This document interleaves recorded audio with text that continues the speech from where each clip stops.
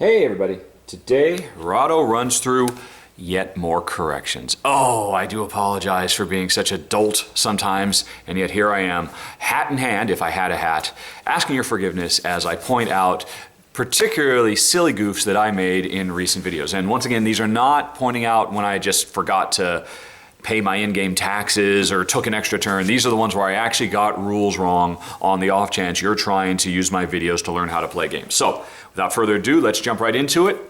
For starters, let's start out with Tournay, which I just recorded yesterday. And already the corrections from folks have poured in, letting me know just how wrong I got one very important thing. And that is, when you are playing cards out into the world, you have to put them orthogonally adjacent next to existing cards. You can't just willy-nilly put them wherever you want, as you saw me do several times over the course of the game. This is hugely important because the way I demonstrated it makes, the personality cards way more powerful than they should be, because one of the big tricks of the game is putting them in the right spot while still adhering to the limitations of only being able to place them orthogonally adjacent next to existing cards. So that's a very, very big deal. Please don't make the same mistake I made there.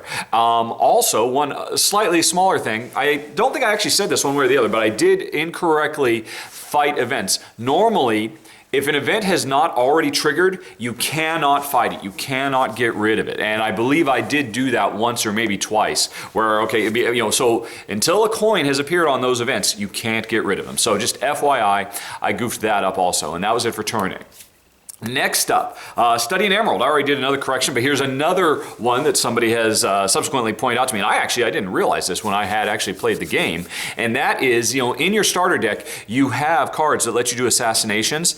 And, since they're tied to your character, I thought only your character, as an agent running around in the world, could actually initiate them. But apparently that's not the case. Apparently any of your agents can be triggered with your own agents. So if you're Agent Friday, you can play the Agent Friday card to have Moriarty, trigger an assassination. So minor goof, just FYI, in case you are enjoying that fine, crazy game. Okay, next up, Pandemic. I goofed this up. Actually, I'm really glad somebody pointed this out to me because I didn't realize it. The medic's ability, once you've gotten rid of a disease, and the medic can now start really clearing the board very, very quickly by just showing up and not even having to do anything, and just all the disease disappears. When he's doing that, he is no longer officially treating disease. And as a result, cubes that are gotten off the board using that ability cannot go into the lab in the lab expansion for testing. You still have to treat a disease to be able to collect those cubes. And I was actually collecting those cubes using the medic's super souped up ability, which you can't do, FYI. Vinhos. Alrighty, this is a little thing, and I would say this one I'm gonna kind of blame the board a little bit because the board's kind of a little bit misleading.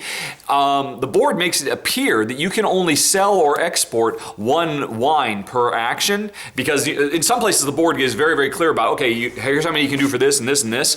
But as it turns out, with a given action, you can sell or export as many wines as you want. FYI. And finally, the last one, Descent. I made a few goofs on this one. My list is right here off to the side. Okay, first of all, as you saw me in the video when I was doing Descent, I was totally goofing up with villagers because villagers cannot move until after the heroes have moved. At least in the adventure I was playing. I don't remember the name of it now, but I was having villagers move before the heroes, which gave the hero player a lot of control over the situation. Hero player still lost, if I recall correctly, but still, the deck was stacked against him a little bit more because he was not supposed to be able to move villagers ahead of heroes.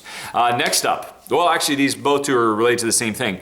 Regarding the rage ability that the dwarf has, I really goofed that up because I was using it when I shouldn't have been able to, because you need to have stamina. You need to spend stamina to rage. So I was using it more often than I should be able to, but at the same time I was using it less often than I should be able to, because rage as an ability does not tap. So as long as you have stamina, you can use it over and over and over again subsequently, whereas me, I was only using it once and then tapping it. So I had rage wrong. I was too restrictive and too non-restrictive, but basically you need to use stamina and it doesn't tap, as opposed to the way I played where I didn't use stamina but I did tap. dark. Alrighty, and that's it. Thanks for, one other thing I gotta mention in closing, related to corrections that appear on my videos. Now, for those who actually watch my videos in a browser, as opposed to on an iPad or with their PlayStation or their smart TV or whatever, if you actually watch in a browser, you can see that I put annotations in all my videos pointing out all the dumb goofs I make, so that you can have a really good idea of what, of everything that goes wrong. And I do these corrections in case you don't get to see those annotations. Regarding those annotations, I wanted to announce officially that I am no longer doing them, and I now officially have a Rahdo Runs Through assistant. His name is Paulo, and for the last couple of videos, he started a couple of videos ago, and he is now responsible for putting all the corrections in. And in fact, Paulo is the first person in the world who actually gets to see my videos, because I give them to him so that he can mark them up before they go out into the wild, wild world, which is fantastic. I think nowadays when people watch in a browser, right off the bat, a lot of the mistakes will already be corrected in the videos.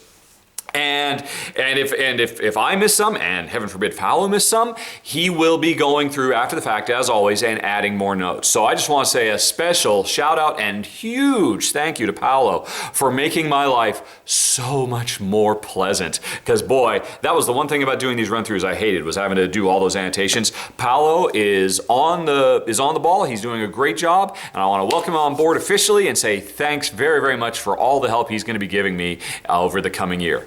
And that's it, folks. Thanks. Stay tuned to this Rahdo channel for future corrections coming soon. Talk to you later. Have a good day. Bye-bye.